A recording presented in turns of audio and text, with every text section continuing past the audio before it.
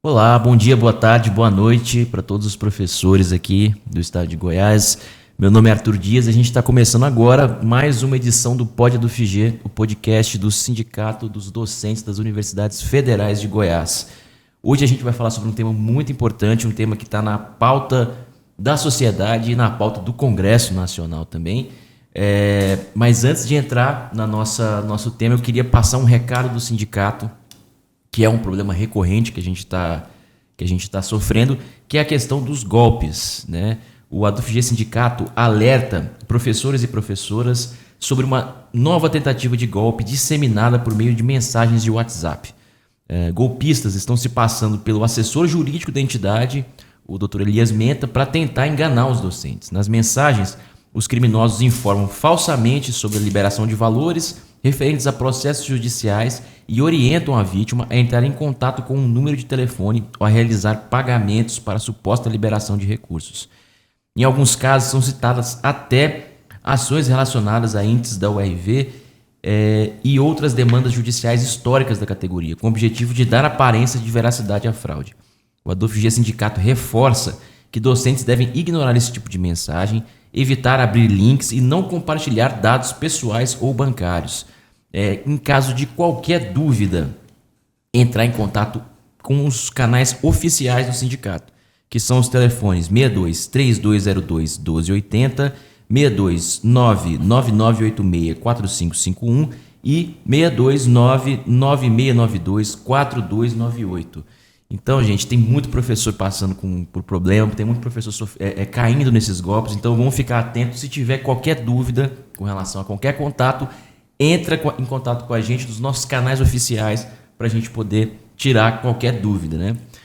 Passada a parte dos informes, nós vamos fazer um debate hoje, uma conversa muito, muito importante e que, como eu disse, está na pauta, na ordem do dia, que é sobre a escala 6x1, a redução da jornada de trabalho e a qualidade de vida. Para fazer esse debate, a gente trouxe aqui o professor Tadeu Alencar Arraes, que já participou de um outro debate com a gente aqui, ele que é professor titular do IESA e coordenador do Observatório do Estado Social Brasileiro. Tudo bem, professor? Tudo bem, é um prazer estar aqui.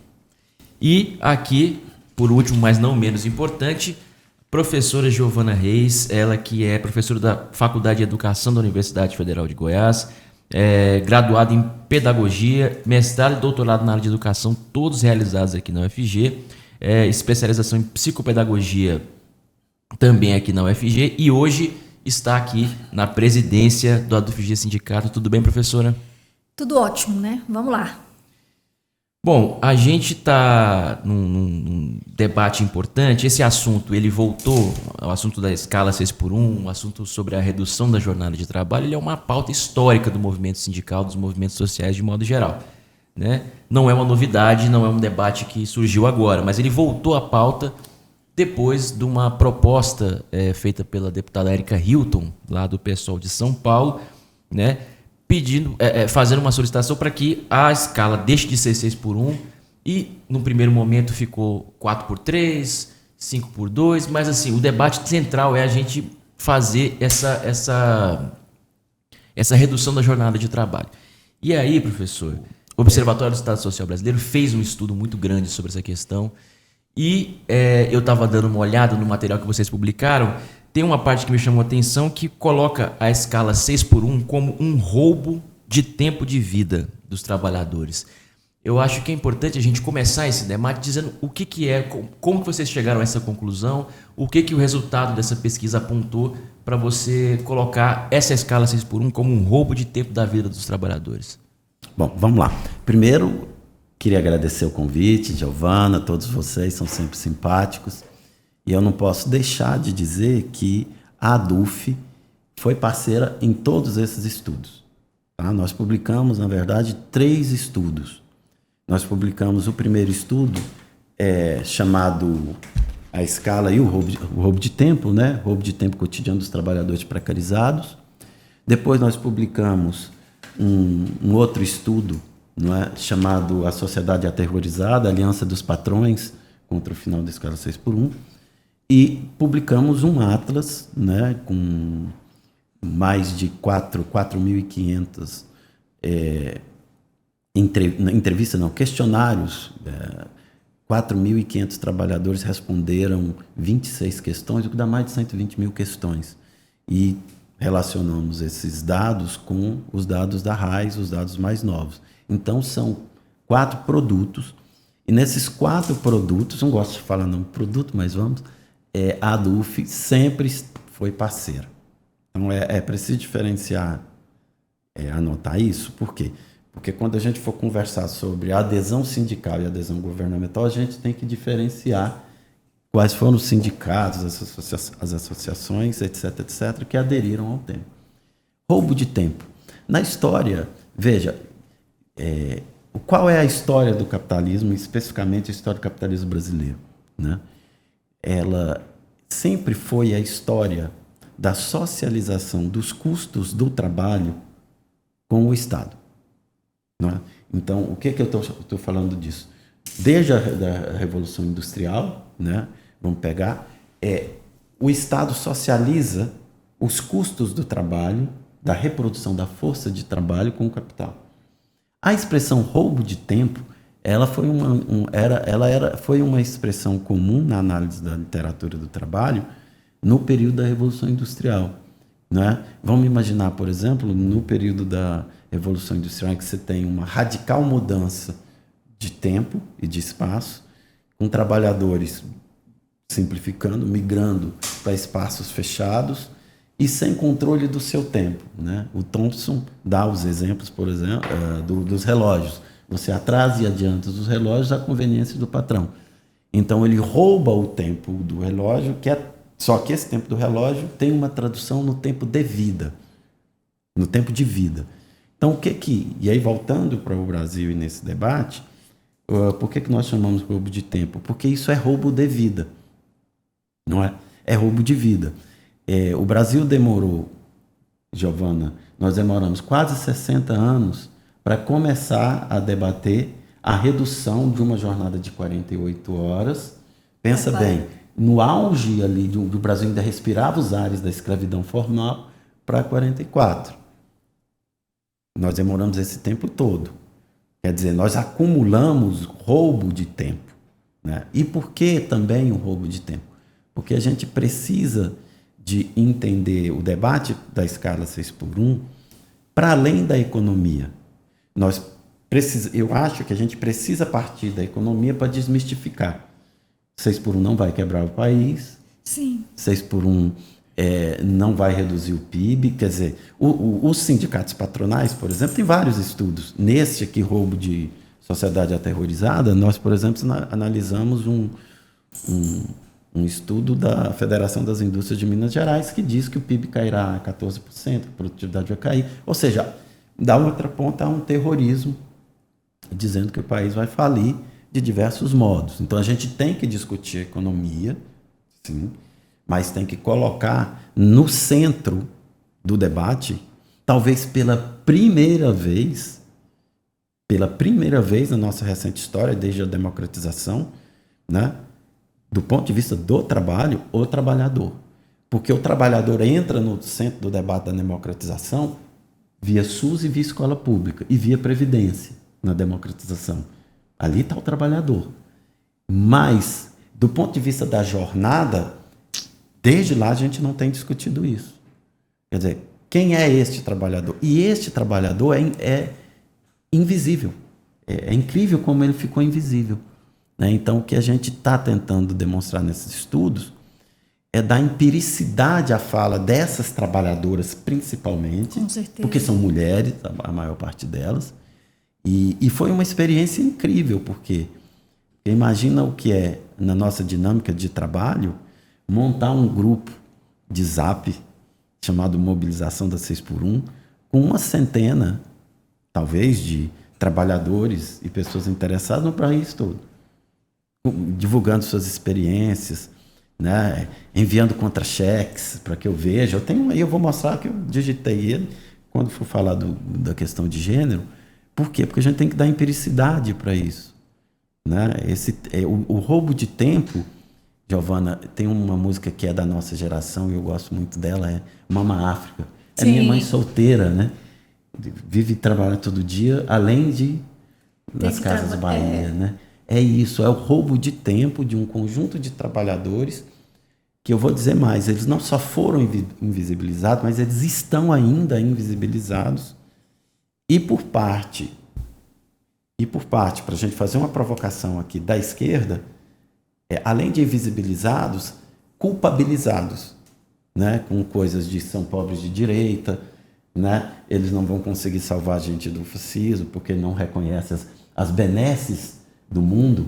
E que benesses foram essas que eles receberam? Escala 6x1. Né? E vamos só para começar o debate, assim, o que é a escala 6x1 traduzida no real? Né? Ela não é apenas a escala 6x1, trabalhar 6 dias, uma fração sábado e folgar no domingo. Ela não é isso. Em parte significativa, não existe a folga do domingo. A folga do domingo é rotativa. Não é? Então, se você vai, Giovana, é a drogaria, é o grande varejo, é o pequeno atacado, esses trabalhadores não folgam no domingo. Então, a escala 6x1, ela é um combo que a gente tem que começar a discutir, que reúne três questões. Ela reúne os mais baixos salários da economia brasileira. Os mais baixos salários. Tá? Mas só isso não explica.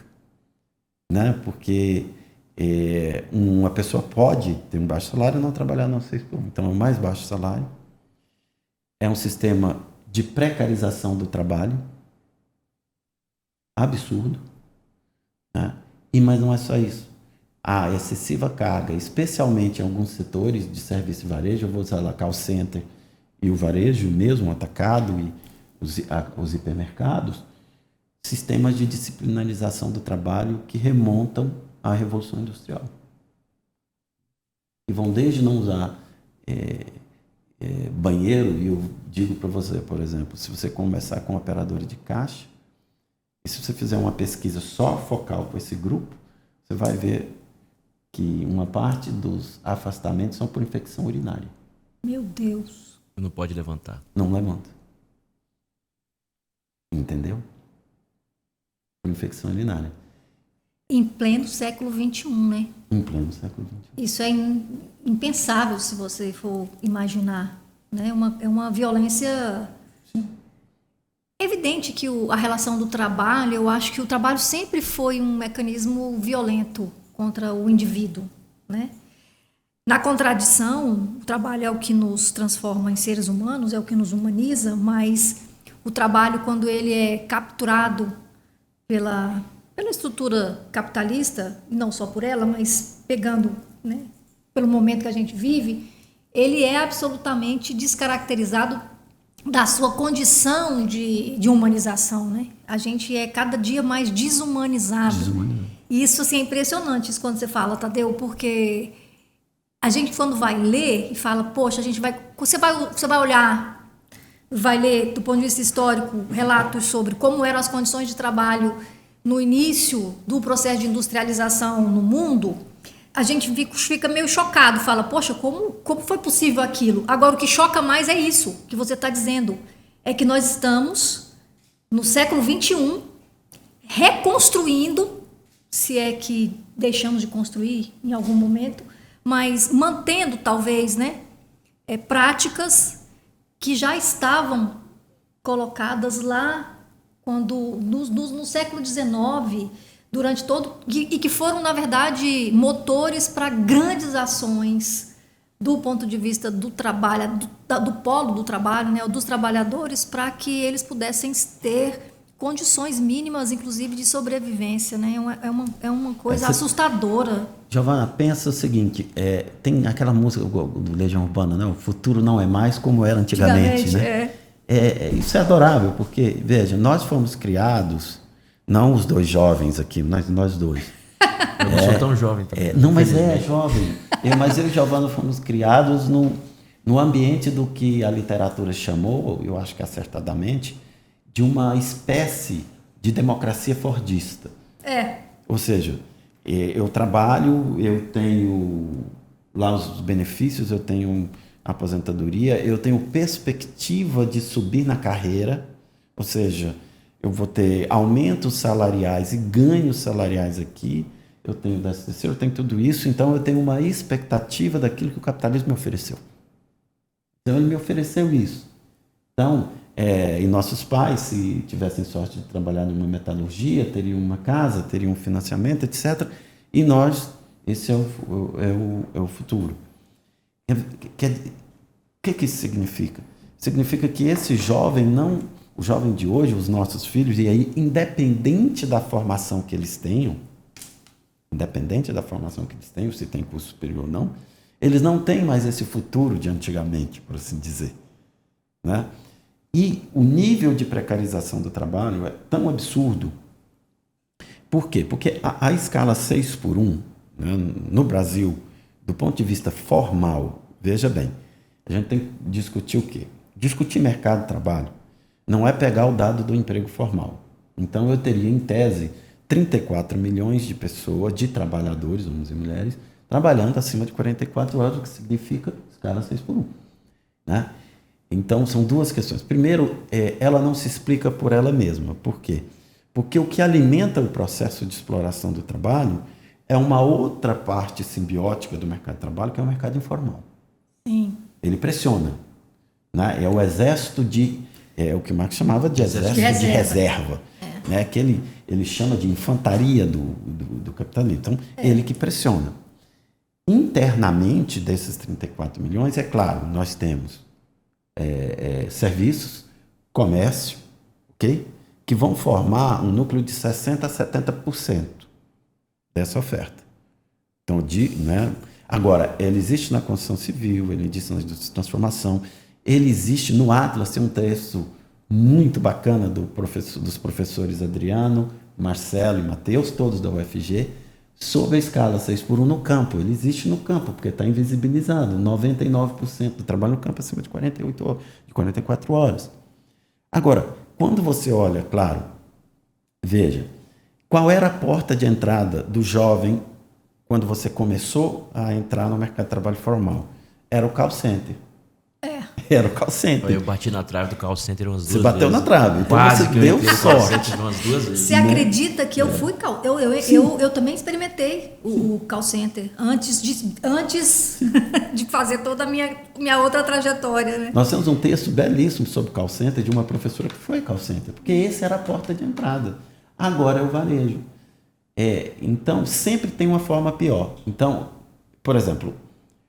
O call center tem lá todos os seus regimes de disciplinarização, salário, métricas de tempo, etc. Só que o call center, diferente por exemplo, de quem trabalha nos mercados, hipermercados, como operador de caixa, estoquista e tal, ele não trava contato direto com o público. Entendeu? Eu recebi um relato, por exemplo, de uma operadora de caixa, que ela falou, olha, ontem... das, acho que 15 ou 16 abas que existiam, né? Mas que dificilmente são todas preenchidas, os caixas, porque o mercado tem sua dinâmica de tempo, à noite, 7 horas e tal, né? Ela falou, mas aqueles 8 previstos daquele dia, de um grande atacadista, só foram 4. E naquele dia ela tinha sido agredida por um cliente, porque tem mais isso, você é colocado, pensa, a sua produtividade ali, querem fazer crer, que não é assim que mede produtividade, quantos ela vai atender. Então ela será agredida, ela será xingada. Sendo mulher, piora. Pior porque as nuances. Né? 85% das operadoras de caixa são mulheres. 85%. Operador de caixa é a segunda maior função que existe no Brasil. Será que tem uma leitura de gênero nisso aí, né? Tem. Por que elas são escolhidas para desempenhar esta Essas função, e outras. né? Sem dúvida, tem. Impressionante. Tadeu, eu queria aproveitar aí para emendar nessa conversa, né? Uma coisa que chama a atenção também, né? Por que a escala 6x1, ela se concentra especialmente, você estava dizendo, né? No setor de serviços e de comércio, né? Tá, é uma pergunta muito boa. Agora, antes Ontem a gente estava participando de um debate na economia, eu assistindo, é claro, sobre industrialização, e eu conversava com um professor que vem da Unicamp, deu uma magnífica palestra, mas penso o seguinte: antes de olhar 6 por 1 por ela mesma, vamos observar o que é o mercado de trabalho. Grosso modo, o formal. Vamos esquecer o formal, informal, eu falo dele agora, porque o informal não existe 6 por 1, existe 7 por 7. 7 por 0. 7 por 10. Né? Mas vamos pensar o seguinte: ele é formado, o nosso mercado de trabalho formal, basicamente por serviços, em torno de 40%, comércio, em torno de 20%, administração pública, que é algo muito importante para a gente prestar atenção na reforma administrativa. Sim. Mas a administração pública, em torno de 9 milhões e pouco, é o terceiro estoque. Depois indústria de transformação, construção civil e agropecuária e serviços de utilidade pública ali por último. Então, primeiro, o Brasil não é mais como era antigamente. Ou seja, a indústria não emprega mais como emprega antigamente. Ok? Perfeito. Então, qual é a porta de entrada do jovem precário que tem que trabalhar? Qual é a porta de entrada de um jovem de 12, 13 anos que, pressionado, né, tem que, para ajudar os pais, para ajudar na questão de... Por exemplo, a minha porta de entrada foi a construção civil. Eita! Com 14 anos de idade. Eu entrei em 88, com 14 anos de idade na construção civil. E eu não era pobre aprendiz, não. Eu era fichado. Eu brinco com pobre aprendiz porque classe média nunca entrará nesse programa. Então, voltando. Então, essa é a porta de entrada, os serviços e comércio. Mas isso ainda não explica a 6 por 1. Tem um outro dado que geralmente o governo divulga, as associações divulgam, todo mundo divulga, mas não gostam de fracionar o dado. Eu sempre gosto de fracionar o dado e espacializar, porque o Brasil é muito diferente. Receber R$1.000 aqui é uma coisa, em Buriticupu, no Maranhão, é outra. Em São Paulo é outra. Em São Paulo é outra. Então, pensa bem, o nosso desemprego está na casa dos 5. Então, perfeito, tem gente que fala que isso é pleno emprego, beleza. Mas se você olhar os dados aí, você vai ver que o desemprego entre 14 e 17 está 13%. E o desemprego entre 17 e 24 está 14, alguma coisa entre 14%. Então, pega esses dois dados do desemprego. Você exclui deles aqueles que só estudam. Que são os filhos dos professores da UFG. Né? E tem o privilégio de não estar na 6 por 1. Então, tudo bem. Então, nós formamos o quê? São esses garotos e garotas, né? Isso fora da escola ou na escola, né? Um potencial desemprego, porque eles procuraram emprego, que vão para onde? Vão acessar o mercado de trabalho. E qual é o mercado de trabalho que eles olham? Se você entrar em qualquer cine, qualquer coisa, varejo. Então ele vai entrar no mercado. Ele vai entrar como? Ele entrava no serviço, se ele tivesse algum tipo de habilidade específica, faz um curso de 10, 15 horas para o call center, para operação e vai lá. Ou ele entra no varejo. Dentro de um supermercado, veja bem, eu trabalhei na construção civil. Eu entrei como... Minha carteira é assinada como servente. Né? Trabalhei na construção civil. Dentro da construção civil, mesmo sem ter especialização, eu tinha condições de virar auxiliar de almoxarife. Sim. Almoxarife, eu quase cheguei ao almoxarife, ou apontador, que é a pessoa que vai cuidar da obra. Você tem condição. Ali tem um ganho de salário, tem um ganho de prestígio, que é a coisa que você falou muito bem do trabalho, o Richard Sennett fala isso, beleza. Então você se sente na ambiência. Totalmente diferente é alguém que entra num Walmart, um Carrefour da vida. Sabe qual é a diferença entre um operador de caixa, um fiscal de caixa, repositor, ou um repositor? Você está falando de diferença de salário de R$150. Quer ver? Se puder, projeta uma lâmina aí com o salário que eu coloquei aí. Esse é um salário de um operador de caixa. Né? Não é daqui lugar. Então, ele tem um vencimento de R$1.785, Ele fez hora extra ali. Essa hora extra é do final de semana, porque ela é 100%, ganha 112. Ali tem um 13º. E tinha um quinquênio, porque esse trabalhador específico deve ganhar o Oscar, porque ele conseguiu se manter na empresa por um motivo específico que eu não vou revelar. Por 5 anos. Um adicional de solidariedade e um quebra de caixa de 150. Veja bem, o que é quebra de caixa? Né? Isso foi um ganho que o sindicato teve, por isso os sindicatos são centrais nesse debate. Queria dizer que o Sindicato dos Comerciários do Rio de Janeiro, eu esqueci de avisar, foi tudo nessa pesquisa. Eles patrocinaram o Atlas, imprimiram o Atlas, patrocinaram o dashboard. Eles são demais, o Márcio Aia, você conhece ele. Sim. Eu sempre tenho que lembrar isso, às vezes esqueço. Né? Quebra de caixa. O que é quebra de caixa? Você concorda comigo que a possibilidade de você, se você teve um acidente com esse microfone aqui, certamente você está na ADUF, um lugar de gente civilizada, professores vão entender que foi um acidente. Nem todo mundo tem essas... Nem todo mundo tem. Agora, ou eu estou trabalhando na construção civil, deixo cair uma lâmpada. Aí, quebrou uma caixa de lâmpada, o coordenador enche o saco. Não desconta no meu salário. Isso não é previsto. Agora, se você entra em contato e trava contato num caixa em filas intermináveis, atende 200 pessoas, né, naquele período. Então, a empresa te fornece o que eles chamam de quebra de caixa, mensalmente. Então, é R$70, R$60, R$80, alguns vão até R$200. O que significa isso? Se naquele mês não deu nenhuma diferença, você fica com esse dinheiro. Mas quando esse mês dá a diferença de quebra de caixa, tipo, deu R$700, aí ele vai descontar 150 e você vai pagar 550. Putz. Sim. É um seguro. É um seguro, assim, para não ficar demasiadamente humilhante. Quando eu fui conversar com as pessoas, gente de Salvador, né, gente daqui, eu fico horrorizado, né? Aí você vê os descontos, INSS, convênio médico. Veja bem, não tem nada, tudo é com a participação. O restaurante é pago. Isso, aí tem uma diferença. Isso aqui é num grande varejista, uma grande rede. Se você for aqui, por exemplo, no Mix, nesses outros pequenos, você vai ver que eles comem miojo.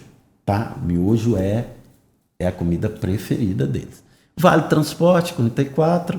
O governo está apostando na tarifa zero. A tarifa zero ela é algo muito importante. Seguro de vida, taxa cooperativa, cartão. O FGTS não entra como desconto, eu coloquei aí, mas ele não é propriamente desconto, mas só para ilustrar. De R$ 2.292, ela recebeu R$ 1.513 sem quebra de caixa. O que significa isso? Que ela recebeu menos que um salário mínimo líquido. E o que mais que significa isso? Veja, eu coloquei ali para provocar. Né? O governo tinha uma expectativa enorme sobre o imposto de renda. Sim. O impacto do imposto de renda na popularidade. Sim. Né? Ele está olhando o impacto do imposto de renda a partir dos de cima. Por quê? Veja, este trabalhador aí, 730 mil operadores de caixa, 85% são mulheres, não tem a mínima ideia o que é isso. Não tem, mas ele não tem a mínima ideia dos fogos sobre o imposto de renda. Ele não tem a mínima ideia porque ele não chega perto do imposto de renda. O sonho dele é pagar imposto de renda. Tá entendendo a coisa? Então, assim, e ele está começando a ser cobrado porque as pessoas confundem, mas não.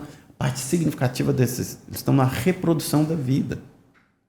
Veja, aí eu não estou colocando, a Giovana colocou uma coisa interessantíssima. Questão de gênero, isso não é mimimi. Isso, a gente brinca, mas isso não é mimimi. E com essa pesquisa eu aprendi isso. Com essa pesquisa, a pesquisa das professoras. Aprendi isso. Por quê? Porque quando você faz o corte, tá? Você pega o grupo de operadora de caixa, bateu, é engraçado como a pesquisa empírica bate com a do dado. Ela bateu, porque a operadora de caixa foi o maior número de entrevistadas, no Rio principalmente. Quando você pega a operadora de caixa, aí você pega essa. Se ela é solteira, é uma coisa. Se ela é casada, é outra. Se ela é negra, é outra coisa. Se ela é negra e tem filhos, então lá no dashboard você pode fazer, clicar lá e falar, eu quero as operadoras operadores de caixa, gênero, raça e se tem filhos. Tem um artigo, inclusive, no Atlas que fala sobre isso, né?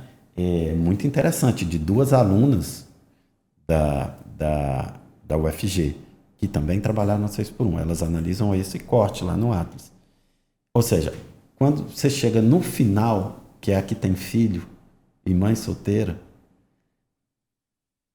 essa pessoa não tem tempo para pensar o que é imposto de renda, meu Deus. Elas se deslocam pior, se expõem mais ao assédio. Por exemplo, nesse grupo, Giovana, uma das últimas pesquisas que nós fizemos foi você é contra ou favorável a 6x1. Desse grupo, mais de 90% é favorável ao fim da escala 6x1. Por quê? Estão fazendo a pesquisa, essas que saem nos noticiários, mas com quem? Com todo mundo. Eu tenho que fazer pesquisa, são com os trabalhadores. Então, com os trabalhadores é muito mais de 60%. Entendeu? Quando você pergunta para eles, aí é quem tem menos tempo de lazer, é quem se desloca. Porque jornada de trabalho, isso foi um ganho do sindical. Isso foi um ganho. Jornada de trabalho, ela não é mais só ficar aqui. Ela é o deslocamento. E você tem deslocamentos de quase de 100 quilômetros. Entendeu? Então, a minha questão é como esse trabalhador, Giovana, está entendendo esse discurso. Só isso. E é muito interessante, porque é uma pauta.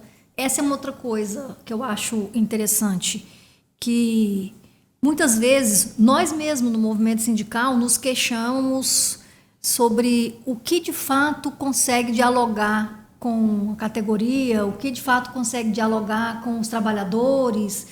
E veja você, uma pauta que nós fomos descobrindo na medida em que ela se apresentou, né, inicialmente.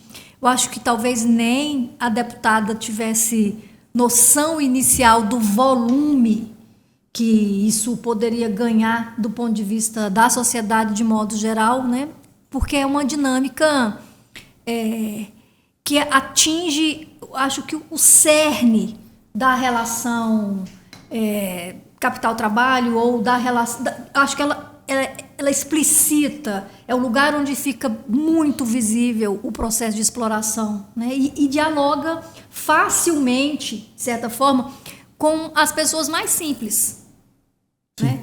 E eu acho que é por isso que ela tem essa adesão. Né? E aí, Tadeu, eu acho que você tem... Eu queria, assim, parabenizar pela dedicação a essa temática, mas mais do que isso, né? Eu acho que o Observatório ele vem contribuindo muito para várias coisas, vários estudos muito interessantes. Esse específico da escala 6x1 eu acho que é um potente material que faz a discussão, eu acho que qualificada. Uma discussão qualificada do ponto de vista, inclusive, metodológico, de pesquisa, e isso que você fala, do recorte, de ouvir o trabalhador.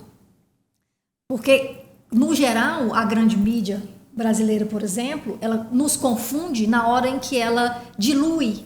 Né? Ela dilui as perspectivas porque ela coloca na conta não só o trabalhador, mas também o empregador, e para o empregador a gente sabe que o discurso é esse, é o discurso catastrófico, né? E é impressionante quando você vai olhar na história, você vê que sempre foi assim.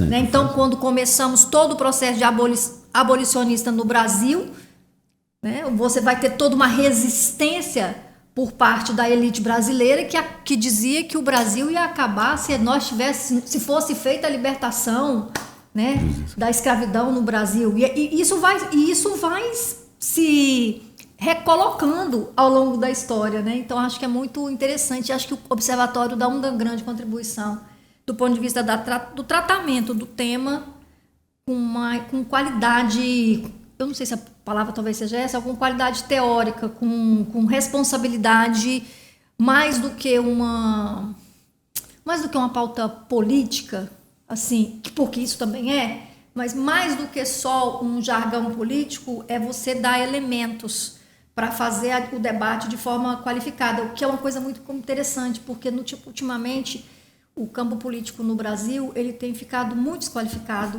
né? Então, assim, muitas vezes nós assistimos situações onde o debate é um debate raso, é um debate que recorre para argumentos que não têm solidez. Não tem solidez, né? E eu acho que o Atlas, eu acho que a pesquisa que o Observatório faz, ela consegue colocar argumento no discurso dos trabalhadores, que são argumentos que são oriundos da realidade que eles vivem, tratados de forma muito qualificada. Giovana, isso é uma coisa muito interessante. Veja, na verdade nós temos uma obrigação, porque nós estamos falando da 6x1 e são nossos alunos. Sim. São nossos alunos, sim. Né? Eu duvido que tenha, talvez, meia dúzia de cursos que não tenha alguém que estude em escala 6x1. Eu acho que não existe. Talvez, não existe. Não sei, para que curso de Veja, medicina? Talvez os cursos integrais, assim. Né? Veja, eu estava num domingo em casa e aí eu conversei com esse, eu posso falar o nome, um operador de telemarketing da Bahia. Inclusive, eu tenho encontrado com ele, não deu tempo agora na Bahia. Fernando, eu falo o nome, porque e ele me falou uma coisa muito interessante, muito simpática. Ele falou, professor, eu conheci a escala 6x1 na infância. Urra! Aí eu falei, Fernando, como que é isso eu conheci na infância? Aí ele falou, não, eu conheci a escala 6x1 a partir da ausência dos meus pais. Até lá na Flip eu falei isso, a gente estava numa mesa lá com a Jandira, uma outra deputada muito potente lá, e o Márcio. Assim, cara, isso me comoveu pra caramba, porque minha filha me vê todos os dias, né? E eu comecei a lembrar do meu pai, que trabalhava também, eu quase não via, né? Então não tem como a gente não se sensibilizar, né? Eu brinco que a gente tem agendas conservadoras. Não, minhas agendas são conservadoras, elas não são metafísicas, né? Desculpe, mas eu não vou usar o meu tempo, a minha energia, ou a energia de parceiros para, sabe, pesquisar o sexo dos anjos. Me desculpe. Não, eu que respeito quem faça isso, eu sei, e às vezes faz com competência, né? Agora, voltando a algo que você falou muito bem, que aí é o discurso do terrorismo, né? Sim. Giovana, pensa duas coisas. Pensa comigo aqui. Você falou da escravidão, do cativeiro, você está certíssimo. Mas se você imaginar o 13º, o que é o 13º? Então vamos começar a pensar o discurso dos patrões. O discurso só para fazer um parênteses, era um pouco sobre isso que eu queria falar também, porque já emendando nesse debate, a gente tem obviamente, por parte da patronal e pelo lobby que o patronato tem dentro do Congresso, uma série de resistências à aprovação de uma medida que qualquer coisa que mexa na margem de lucro das grandes empresas, né? E aí vão se argumentando, tem argumento de que vai quebrar, nós já conversamos, vai gerar desemprego, vai cair o PIB, vai acabar o mundo. Né? Do jeito que quando a escravidão foi acabar, o argumento era o mesmo. Quando você tirou as crianças das fábricas, o argumento era o mesmo. Quando você tirou as mulheres grávidas do trabalho, o argumento era o mesmo. Sempre é. Sempre vai acabar o mundo se você diminuir 4 horas numa jornada de trabalho do trabalhador. Então eu queria entrar um pouco nesse debate. Esses argumentos, eles, vamos dizer assim, têm alguma concretude? Acho que é importante a gente debater isso para poder, inclusive, desmanchando essas coisas, né? É interessante. Primeiro, o fato das pessoas acreditarem nele tem uma dimensão de concretude. A gente não pode negar isso, né? Tem uma dimensão que aí a gente tem que desmistificar. Eu acho que o 13º é um bom exemplo. O que é o 13º? Como diz, é um 13º salário. Então, ele é um bom ponto de partida, né? Você, no lugar de pagar R$12 mil por ano, imaginando um salário de R$1.000, para ficar mais fácil. Então, são 12 mil, eu vou pagar 13 mil. Tá? Então, objetivamente, eu paguei um pouco menos de 10% da remuneração geral, simplificando tudo, ok? Bom, o Brasil não faliu, não teve problema nenhum, etc, etc, etc, etc. Teve um efeito elástico em relação a maior... esse dinheiro não some, ele vai para o comércio, etc. A redução, como o governo propõe hoje, ela é menos... se eu pensar 4 horas, dá 4 horas. Então, se eu fizer a avaliação, o efeito O impacto. é muito pouco. Mas ele tem, sim, um efeito discursivo que nasce da ideia muito bem articulada de que todos serão atingidos, de todos os empresários, desde aqueles que são acionistas de um grupo como o Carrefour até a padaria do seu José. Né? E é legítimo, então, que ele se preocupe. Então vamos por parte. Há um equívoco do ponto de vista do dado quando dizem que majoritariamente essa redução atingiria os pequenos empreendimentos. Tá? Então, primeiro aqui, por que eu digo isso? Porque em torno de 1%, bem menos de 1%, aliás, das empresas brasileiras tem mais de 100 funcionários. Os dados estão aí nos livros e tudo, ok? Esse menos de 1% agrupa mais de 20%, 25% da mão de obra. Não. Então, primeiro, ao contrário do que dizem, ela é concentrada nas grandes, mas as grandes começam a dizer, os grandes grupos, que elas serão atingidas do mesmo modo que o rapaz da padaria, que muitas vezes, inclusive, com muita frequência, né, tem emprego formal. Informal. Esse é outro problema. Nós não estamos lidando com emprego informal, estamos lidando com emprego formal. Isso para um menino que trabalha em uma loja que vende carregadores de celular, não sei o que, numa cidade de 10 mil habitantes, não faz a mínima diferença que ele vai continuar recebendo R$500 por mês. Não faz a mínima diferença. Mas né? é de uma perversidade, Tadeu, porque Sim. assim, é você fazer um movimento para convencer Sim. a parcela mais explorada de que, na verdade, ela precisa defender os interesses do grande capital, que é quem de fato poderá ter alguma coisa do seu lucro diminuído, porque nem é uma coisa drástica. Não, eles não né? terão. E é um negócio assustador, é muito perverso.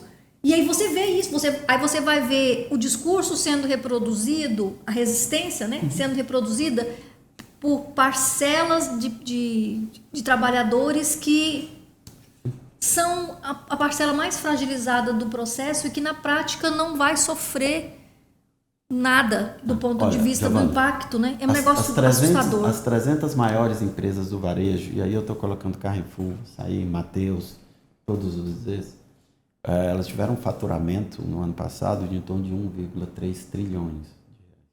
Só as 300, tá? Só as 300. E elas empregam em torno de 1 milhão de trabalhadores. Se você for imaginar, o Carrefour deve ter entre 90 e 100 mil trabalhadores. Então, é claro que eles, né, não serão tão atingidos, porque isso isso é uma gotinha, né? Mas eles protagonizam o discurso, porque eles têm força política, essa traduzir. Então, essa é a primeira. Aí, essa mesma trabalhadora chega em casa à noite, ainda bem que eles não assistem mais a Globo, porque estão na internet, etc. Mas se assistir, vamos dizer que ele trabalha pouco, porque saem pesquisas. Em que eles se ancoram? Redução do faturamento, o que não se sustenta. É até algo ruim, né? Porque dá a impressão de que o nosso capitalismo não é elástico o suficiente para absorver um negocinho desse. É muita fragilidade. Coitado. Né? Então, é isso. Né? Segundo, redução da produtividade, né? Com a ideia de que a nossa produtividade está relacionada ao tempo do trabalho, só que os estudos indicam o contrário, né? Se Se você for pegar a Alemanha, a Bélgica, o que você for pegar a Dinamarca, você trabalha menos, tem mais produtividade, porque, por exemplo, a incorporação de P&D, de pesquisa científica, aumenta a produtividade. A produtividade que eles medem é mais ou menos assim: o PIB dividido por número de funcionários, ou valor daquele segmento, valor agregado, valor de dinheiro, por assim dizer, dividido pelo número de trabalhadores. Não, então, nosso trabalhador, ele é extremamente produtivo, né? Tanto é produtivo que o grande lucro desses, o faturamento desses grandes grupos está relacionado à exploração da oferta de trabalho, porque, ao contrário dos outros países que já reduziram a jornada, que eles têm um custo do trabalho muito maior que o do Brasil. Veja, o custo do trabalho brasileiro é ridículo. Se você pegar esse contra-cheque, você vai ver que esse custo aí, ele é socializado, individualizado com o empregado e com o Estado. Isso é um mito que a gente tem que começar a desmistificar. Então, a produtividade nossa é alta, tá? Né? Produtividade mirada no trabalhador, porque o trabalhador é nossa fonte, né? É nossa fonte. E a produtividade mudou bastante. Segundo, quais são as estratégias? Giovana, você falou uma coisa muito interessante, né? Veja, é muito difícil avaliar o que o governo pensa. Eu prefiro tentar avaliar o que o trabalhador sente, não o que ele pensa, né? E o que, ao meu juízo, é pior ou melhor para o trabalhador a médio e longo prazo, não é? Veja, o mesmo governo que atrasou o debate de adesão a 6x1, e atrasou, né? A CUT atrasou o debate, vocês estão sabendo. Nós fizemos manifestações aqui, eu mais 5, no Shopping Flamboyant. Tem filmagem nossa lá, panfletando, eles chamando a gente: por que vocês estão panfletando? Olha, eu não posso conversar aqui, né? Foram 3 do Observatório, mais 3 do PCBR, lá, tranquilo, sem apoio logístico, sem nada. O governo foi aderir depois. O próprio Marinho dizia que era, né? Então, tudo bem, ele está achando. Não creio que seja um interesse genuíno. Muito embora eu me guio por aquele... né, dizem que foi o presidente chinês, mas eu não sei. Mas é muito bom. Não importa a cor do gato, o que importa é que ele caça o rato. Independente do interesse genuíno que vem. No entanto, se o governo tivesse mesmo preocupado com a saúde do trabalhador, ele estava olhando para uma outra vertente da 6x1, que para a classe dirigente a médio prazo, para a nossa burguesia do comércio, do varejo, vai tornar 6x1 irrelevante, que é a pejotização. Sim. Para que ter 6x1 se eu tenho pejotização? E aí eu olho um outro dado, continuo olhando aqui para a parte, por exemplo, da esquerda, que eu tenho que criticar, né? Que é o quê?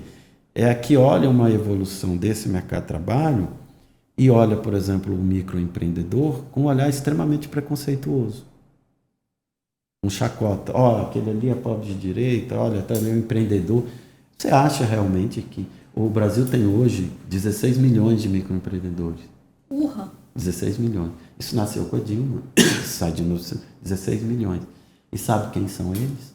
Vamos olhar para o gênero de novo. O primeiro estoque de microempreendedor, se você olhar lá os quinais da vida, lá é manicure, pedicure, trabalhadoras de salão de beleza. Mais de 1 milhão. Mais de 1 milhão. Mais de 1 milhão.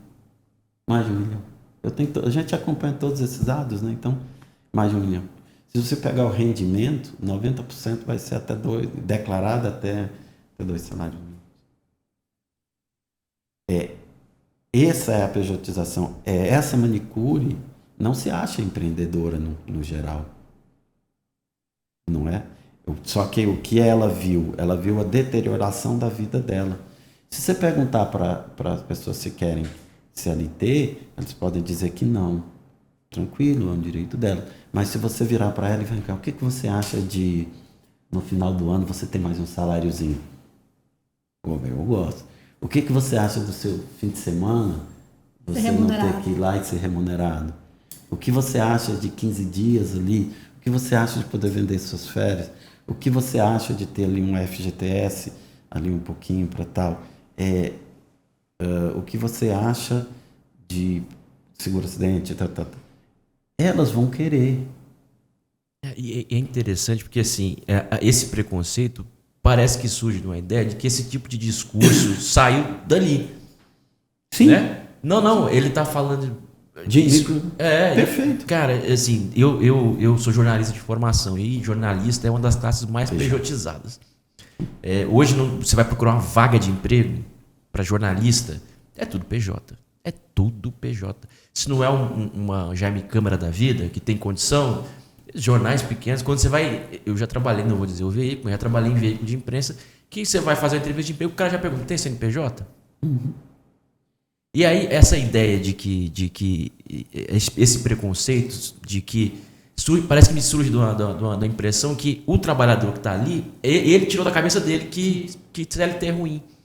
Eu falei, não é possível que... Isso foi o que deram para ele. Foi o que deram para ele. Né? E aí a gente reforça isso, sei lá, um livro como o do Gessé de Souza, que é um bom pesquisador, é uma pessoa, eu não duvido da honestidade intelectual dele, nem do compromisso social dele. Mas a gente tem que tomar muito cuidado porque as coisas pegam. Né? Então eu estou falando para essa manicure que ela é uma empreendedora com chacota, eu sendo professor titular de uma universidade, ela me pagando, né? Eu digo isso enquanto ela arruma a minha unha, meu pé, sei lá. Pô, então, isso é um outro componente do mercado de trabalho. E aí você tem uma pejotização. Olha como está tudo ligado, Giovana. Esses 16 milhões de CNPJs, né, que tem ali de microempreendedores, tem todo o perfil tal, construção civil, tem tudo. Mas esses 16 milhões, a contribuição, há estudos que apontam que a contribuição previdenciária, ela chega a 1/3. A 1/3, tá? O que significa, então? Nossa, 2/3 estão totalmente descobertos, cara. Eu comparo ao FUNPRESP, Giovana. Eu sou um crítico do FUNPRESP. Quando nós fizemos um trabalho sobre a Previdência, nós fomos debater lá no Senado. E tinha um rapaz, um cara muito educado, esses assessores são muito bons, ele falou do FUNPRESP. Isso foi em 2017, lá com o Paim. E eu dizia o seguinte, eu acho que o FUNPRESP, eu brinco assim, o FUNPRESP é o seguinte, você tem que atravessar o Araguaia, você está no meio do Araguaia. E você tem duas opções, ir a nado ou pegar uma garrafa PET fechada para tentar se segurar. Eu acho que o FUNPRESP é a garrafa PET. Né? E digo mais, para o funcionalismo de forma geral, por isso que é preciso fazer um estudo sobre isso urgente, ele é pior ainda. Por quê? Porque cada pessoa, né, 110 mil pessoas que vão para o FUNPRESP e para o regime geral, não se esqueça, eles são 100 mil pessoas a menos que estão contribuindo com o nosso regime solidário. Com certeza. Então, voltando a eles, o que essas pessoas aqui? Então, elas não contribuem para a Previdência. E por que é a média de 1/3? Porque se ela fosse, veja, se esses 16 milhões fossem CLT, você teria contribuição patronal e você teria a contribuição mais alta. Esses 16 milhões estão fora. Eles vão cair em que lugar? No BPC. Sim. Vão cair no BPC. Por isso o governo fez todo esse esforço para retirar o BPC, para mudar as regras do BPC e tudo mais. A Previdência hoje, mais de 84% dos benefícios do regime geral são até um salário mínimo, 1,8 salário mínimo. Ela está virando um piso previdenciário, piso de um salário. E mesmo assim, tudo está desfacelado. Então vê que esse patronal aqui, a luta dele, que antigamente era socializar determinados custos, custo do transporte, o custo da moradia, né, os programas populares, os custos acidentais. Qual é a história nossa? Se você for pegar a história nossa, depois da CLT, é uma história consagrada de direitos para reprodução do trabalho que são pagos pelo Estado. Auxílio maternidade, que era natalidade, todos eles. Eu estou estudando um pouco isso porque nós estamos com um projeto de escrever um material mais robusto sobre as redes protetivas da Previdência Social, da Educação e da Saúde. Então, a história delas ao longo do século XX é a mesma. É incrível. Então, voltando, o que eles fazem? Socializam os custos. E a Previdência é um custo que ele vai socializar agora. O que a empresa quer é ficar nesse lugar comum. Eu vou fazer pejotização aqui, eu pego informalidade ali. Só que daqui 10, 15 anos, volta-se ao debate de reforma da Previdência, já tem um novo debate. E nós, que somos funcionários públicos, não estamos livres disso. Com certeza. Os programas de arrocho salarial, né, Giovana, que começam lá na ditadura, eles começam com funcionalismo público, com congelamento dos salários. Por quê? Porque, usando uma expressão que eu não gosto, que é a viúva, que eu acho que é o menino da show do Globo que usa, mas é porque tudo vem da viúva mesmo. Tudo vem do mesmo caixa. Né? Nosso salário vem daqui. O financiamento da universidade vem daqui. O programa de previdência vem daqui. Então, esse mercado de trabalho formado, grosso modo, por desempregados, que tem uma função de regular tudo ainda, por informais, que são, o PNAD vai falar em mais de 30 milhões, que são também os microempreendedores, e o CLT da 6x1. Tem que ver isso no geral. Então, se o governo pretende ter alguma adesão, vamos dizer, qualitativa ele tem que entender. Eu queria, inclusive, entrar nisso, porque a gente está falando muito sobre pejotização, trabalho informal. E aí a sua pesquisa, a pesquisa do Observatório, também entrou numa missão de traçar o perfil desse trabalhador da 6x1. Eu queria que a gente conversasse um pouco sobre esse perfil, porque a gente já falou um pouco sobre gênero, falamos um pouco sobre classe social. Eu queria que a gente conversasse um pouco mais sobre qual é o perfil do brasileiro hoje fichado na 6x1. Como eu disse para vocês, eu tenho assim, essa obsessão espacial pela geografia. Sei que ela não é comum, né? Mas, enfim, a agenda pós-moderna aí que se vire com o que ela começou a produzir. Então, isso implica em responder primeiro qual é o perfil espacial. Tá? Então, nós identificamos mais ou menos 4 perfis. É importante pensar. Então, o primeiro é o metropolitano. Você tem um perfil metropolitano. Então, vamos dizer que é o Maurício que trabalha no Atacadão, né? Que trabalha na drogaria Raia ou que trabalha no outro, que mora em regiões, se desloca, tem alguma oferta de ensino, estuda, se vira nos 30. Então, esse é um primeiro perfil espacial dessa 6x1. O segundo, muito interessante, é um perfil litorâneo ou com enclaves de turismo. Sim. Que pode ser Jericoacoara, pode ser...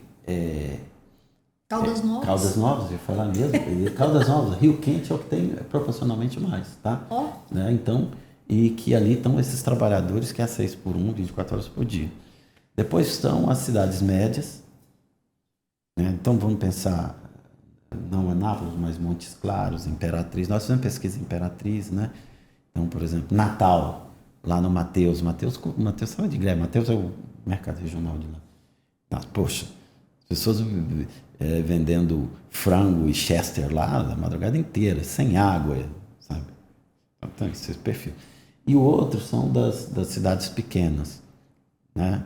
Que aí tem alguma formalidade, mas ela tem menor formalidade, né? Olha. Então, são esses 4 perfis, nós temos os mapas no Atlas e nesse estudo aqui. Então, esse é o perfil espacial. Por que é importante você pensar nisso? Por quê? Veja, por aquilo que você falou. Porque uma operadora de caixa que pode trabalhar na farmácia da esquina de uma cidade como Redenção ou em Milagres, no litoral, um lugar magnífico, Salvador ou Belém, ela é diferente. Ela se coloca no trabalho de forma diferente. Por exemplo, em Milagres ela pode ir a pé, às Sim. vezes. Né? Em Belém isso é impossível, ou vai pegar um transporte diferente. Então, por isso que é importante pensar. O rendimento dela vai ser diferente, as condições de exploração serão diferentes, e também o mercado, aquilo que essa população relativa. Ele fala que os desempregados é aquilo que regula, então também é diferente. Né? E que perfil majoritariamente é esse? Tem nos gráficos aí, e eles reproduzem um pouco da pesquisa. Então, primeiro, nós já falamos, né? 60% comércio, serviços e comércio, jovens e a maior fração mulheres. Que Okay? coisa interessante. Jovens e mulheres, né? Por quê? Porque as funções, se você for pegar as principais funções, que são vendedor de comércio varejista, a maior parte é mulher. Então, as duas maiores funções são vendedor de comércio varejista, operadores de caixa, atendentes, etc. E vai subindo. Também tem doméstico, etc, etc. Né? Trabalhos domésticos, que se diz. Mas mulheres. Né? Então, você pega os grandes shoppings, esse é o perfil. Né?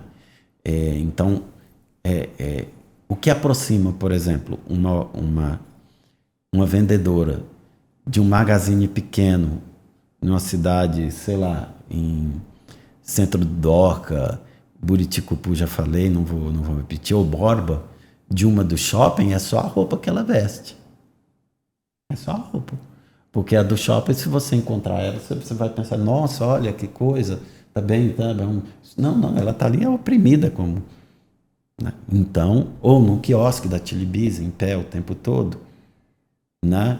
Eu encontrei, por exemplo, isso eu posso falar no Flamboyant, quando eu fui tentar entrevistar pessoas, a pessoa não queria falar, mas por quê? Porque era filmado. Então, não é incomum nos filmar. Estão me entendendo? Tá em pé? Pá. Eu tô brincando aqui, mas tá em pé? Pá. Igual aqueles filmes distópicos. Falta colocar um prego na cadeira. Então, não é incomum. Esse é o perfil. Isso é muito interessante você tá falando, porque a gente vê alguns casos assim que saiu na imprensa uma vez, da Amazon, os funcionários da Amazon nos Estados Unidos que estavam trabalhando com fraldas geriátricas porque eles não podiam ir no banheiro. Isso parece um negócio distante da nossa realidade, num nível absurdo. Não, isso parece fantasioso. Parece fantasioso. Aí você vai no shopping e descobre que tem trabalhador que está ali numa situação muito semelhante. Não, ele não senta, ele não faz, ele come mal. Então, pensa a saúde desse trabalhador. Então, o perfil é esse. Né? Por quê? Porque quando você podia diferenciar também por dois perfis. Isso nós não fizemos, mas é possível. Por exemplo, aqueles que trabalham em recintos fechados. Então, por exemplo, o operador de call center sofre pra caramba. Né? Sofre muito. Mas ele não tem o contato direto com a questão da voz, etc., como tem o operador de caixa. Quer um exemplo? Dou para você. Frentistas. Frentista é outro. Interessante dessa pesquisa. Sempre quando você conversava com alguém, você falava o anterior era o mais ferrado. Não, mas o próximo é. Então, eu fui conversar com frentista. Tinha 2 frentistas que participaram da pesquisa. Né? Alguns não colocaram os nomes, porque eu não coloquei, eu conversei com essas pessoas para não ter problema.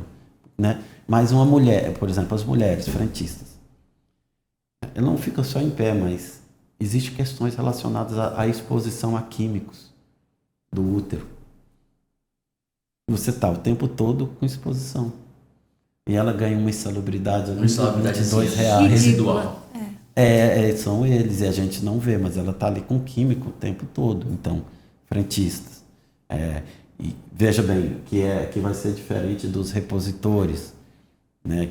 Que tem muito repositor que vai ser, não é uma 6x1, ela é pior, que é o menor aprendiz, que são 500 mil, não repositor no geral. Né? Então, farmácia, diferente, por exemplo, do varejo, do mercado, a farmácia tem mais exposição ao risco de assaltos. Então, você tem relatos de de pessoas que foram assaltadas e a farmácia não deu um calmante para ela. Tá entendendo? Isso é o que nós somos enquanto sociedade. Isso por quê? Vamos pensar, volta estruturalmente. Porque, ao contrário dos países nórdicos, europeus, etc, etc, etc, o custo da força de trabalho no Brasil é muito barato. Né? Muito barato. E aí isso é impressionante. É muito barato, mas os grandes capitalistas, sim, o tempo inteiro... O que foi a reforma trabalhista? Sim. Foi o discurso... Isso é muito barato. Muito concentrado de que o custo do trabalho é muito alto. Lembra da Elza Soares? Gente, o que está acontecendo na Argentina? A carne mais barata, olha que coisa, é a carne negra que vai direto para os presídios ou para os hospitais psiquiátricos. Isso revela muito do que é o Brasil. Por quê? Porque quais são as saídas, como não são estruturais, quais são as saídas do neoliberalismo? Isso não é novo. Né? Por quê? Porque colocar pessoas no campo de concentração, com exceção de Gaza, não faz bem para a popularidade. Não pega bem. Não pega bem ainda como... Né? Mas quais são as duas saídas? No neoliberalismo você tem que dar funcionalidade a esse corpo do ponto de vista do capital. E quais são as duas saídas? Que as pessoas discutem pouco. Por isso essa música fala muito bem. Ela é a internação compulsória dos pobres ou o presídio. E nos dois, o Brasil vai seguir a passos largos, como nos Estados Unidos, para a privatização. Essa privatização, eu não gosto do termo biopolítica, mas é de uma biopolítica danada. Por quê? Porque eu não posso fazer mais nada com o looping. O looping, ele é tão abundante, porque o que o Marx dizia, falava, por exemplo, o migrante, o camponês, ele é a vanguarda desse capitalismo porque ele regula, ele é desterritorializado. Eu não preciso mais dele. Uhum. É tanto, sabe, que aí eu vou torná-lo funcional. Como eu torno funcional? Privatizando presídios, inclusive com apoio do Estado, e fazendo a internação compulsória. Tudo isso tem ocorrido, né? Então, e eu não tenho dúvida que o estoque, nós vamos encontrar essas duas situações, a população de rua, sempre faço essa referência, volto a dizer, conheço o debate sobre o que é chamar população de rua, população em situação de rua, mas eu acho que o termo população em situação de rua é demasiadamente otimista para o que eu vejo. Essas pessoas, infelizmente, nascem sem poder morar na rua porque o sistema... Né?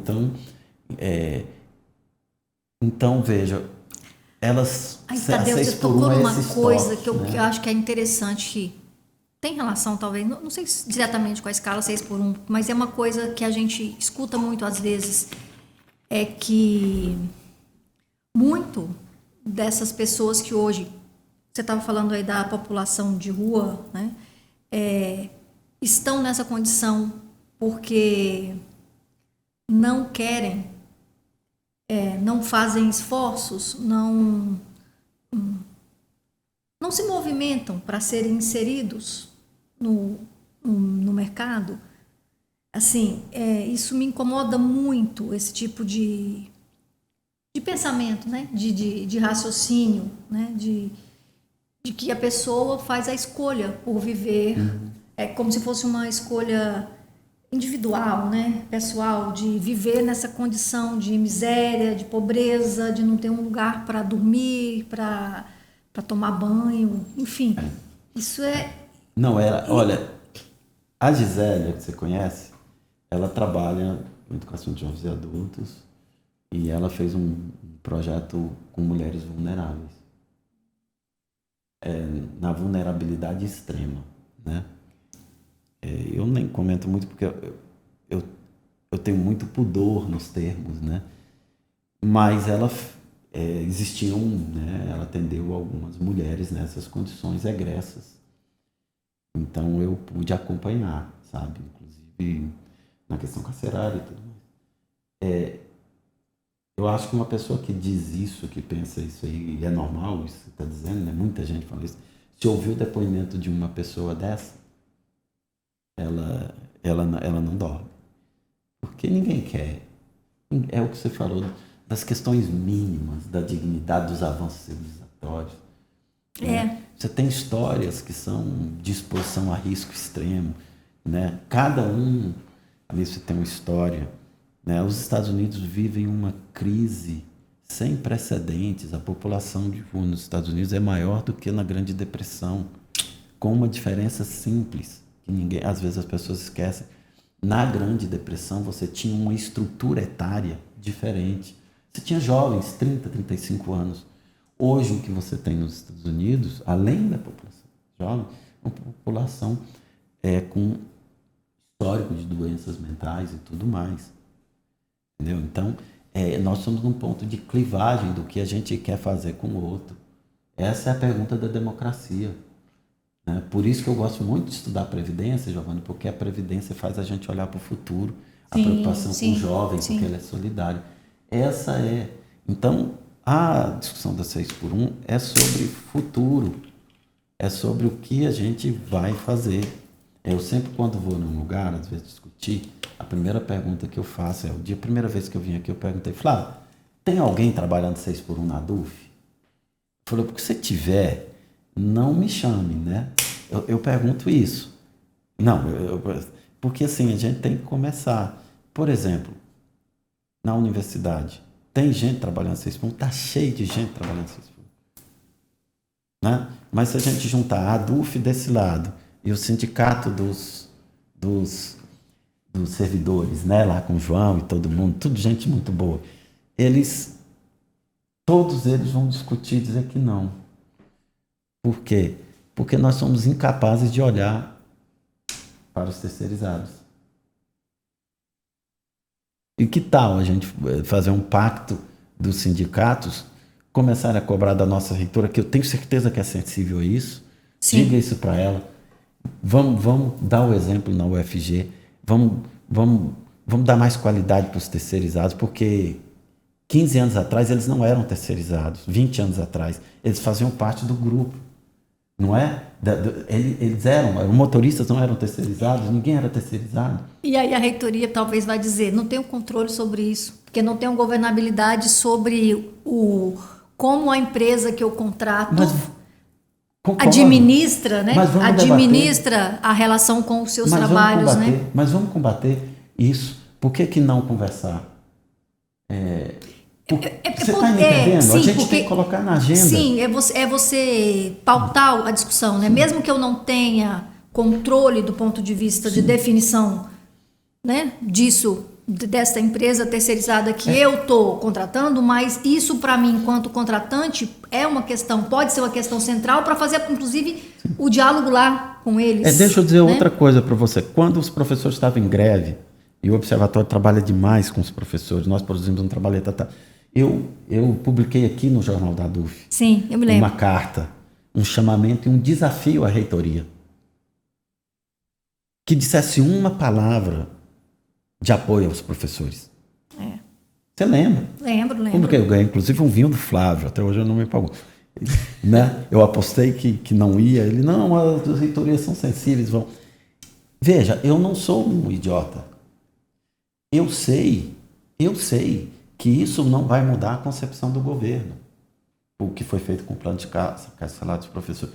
Mas isso para o professor pode importar. Para o professor que está lá na escola, isso que eu dizia, de reconhecer, de um diretor dizer, de um reitor dizer, de uma reitora dizer, olha, me interessa os egressos, a situação, porque eles são do... É isso que eu digo. É colocar o problema. Tem um efeito simbólico também, né? Perfeito, tem um efeito simbólico. Agora, o que a gente não pode é isso. Porque quem são essas mulheres? Essas mulheres são invisíveis, limpam nossas salas, vendem salas ali, etc, etc. Os filhos delas sequer têm acesso à universidade porque ela não sabe que aquilo é público. É isso. Se a gente quiser apoio nessa luta para que eles vão para a rua, para defender a universidade, nós temos que defendê-los também, porque ninguém é bobo. Eles vão olhar, por exemplo, os privilegiados. Só isso. Essa é uma coisa também interessante, Tadeu, que eu acho que dialoga, né? Eu acho que a gente já está caminhando para os finalmente, né? É verdade. Que eu acho que é entender. Nós aqui na DUF, nós somos um sindicato de docentes do setor público. Nós não vivemos, né, as agruras de uma escala 6x1. Isso fruto de muitas lutas que fomos fazendo enquanto categoria e conquistamos condições de trabalho talvez um pouco melhores. Temos as nossas particularidades, mas é fundamental que nós nos solidarizemos nesta luta e não só solidariedade do ponto de vista do discurso, mas do ponto de vista da ação política. Né? Assim, às vezes me perguntam, mas o que vocês estão querendo fazer? O que os servidores públicos ou o que os sindicatos de servidores públicos têm a ver com essa pauta? Tudo que é relativo a trabalho e a trabalhador tem a ver com a gente. É uma pauta que nos interessa. É claro que a nossa pauta principal é o combate da reforma administrativa, que essa pode nos matar enquanto possibilidade de servidor público.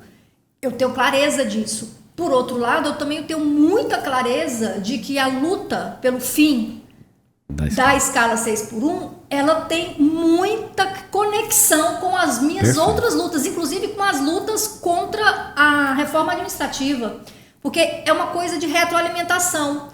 Né? Eu levo a minha força política para essa luta do fim da escala 6x1 e todos os trabalhadores que ao final do processo, dessa jornada de luta, tiverem sucesso em relação a isso, podem fazer também o inverso quando a pauta da reforma administrativa vier para nos atingir, porque a reforma administrativa também atinge eles. Vai nos atingir, porque vai atingir o serviço público de modo geral e vai atingir a população como um todo. Né? Então, assim, é muito legal pensar nessas conexões, né? Por isso eu acho que o ADUFG sempre teve preocupação em relação a isso. Como você disse, Tadeu, a gente estava junto em todas as publicações, o material feito aí pelo Observatório, e a gente vai estar junto com o Observatório sempre, porque a gente também enxerga no Observatório esse lugar de qualificação da pesquisa e, é claro, né, de vigilância, né, do ponto de vista da manutenção dos direitos que foram duramente construídos e que a gente não pode em nenhum momento baixar a guarda, porque se a gente der uma fraquejada, gente, vem assim, o capital vem com sangue, com vontade de sangue mesmo, né? Basta ver o que a gente o que está acontecendo na Argentina com a reforma trabalhista da Argentina. A gente está discutindo fim da escala 6x1, a Argentina está instituindo escala 7x7, né? Pagar salário com produto. A possibilidade, nós estamos voltando para o... É o caminho. É um negócio inimaginável. Parece que a gente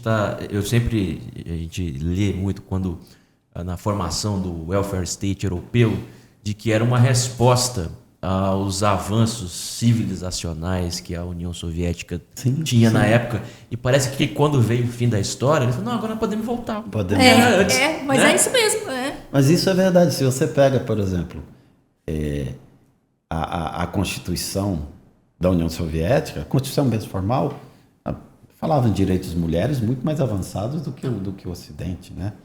Na verdade, a gente estuda pouco o que foi a União Soviética. Uma parte significativa das respostas que vieram da Inglaterra a partir do chamado Plano Beveridge, né, que é um calhamaço, ou da lei social americana, que veio antes, é um pouco dessa resposta, né?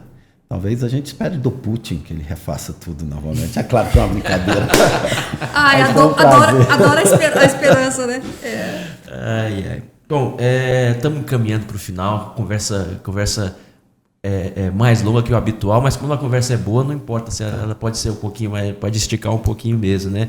Eu queria, em primeiro lugar, agradecer a presença do professor Tadeu, sempre muito solícito também. Esse é o segundo debate que a gente faz com ele. O primeiro foi, inclusive, sobre o adoecimento dos professores, né? Fizemos uma edição especial do Dia do Professor, que está já no nosso YouTube também. Você pode entrar aí e já conferir. Professor, muito obrigado. A gente espera ter sempre você por perto aqui. e sempre junto para fazer novas parcerias junto com o Observatório. Eu que agradeço, mais uma vez agradeço até a DUF, mas em nome do Flávio, que foi quem mediou tudo isso, Giovana também, e essa concepção de sindicato, entendendo que o trabalhador não está resumido ao nosso segmento, né? É o que pode gerar bons frutos. Obrigado a todos e vamos em frente. Professora Giovana, também figurinha carimbada aqui no nosso podcast, muito obrigado. Então, na verdade, eu queria agradecer a disponibilidade do Tadeu, né, do professor Tadeu, que sempre atende, né, nós aqui, as demandas que a gente apresenta e, de novo, parabenizar pelo trabalho, né, e dizer que pode contar com a DUFG nas demandas e nas lutas aí, não só relativas, né, a essa luta específica do fim da jornada 6x1, mas nas outras que com certeza serão construídas aí via o Observatório. Gente, muito obrigado. Obrigado a todo mundo que está assistindo a gente. Reforçar mais uma vez aquele primeiro recado sobre os golpes que os professores estão sofrendo. Em caso de dúvida, entre em contato através dos nossos canais oficiais. Não dê conversa para quem está pedindo dados ou informações sem antes verificar aqui no sindicato. Obrigado a todos e a todas e até a próxima.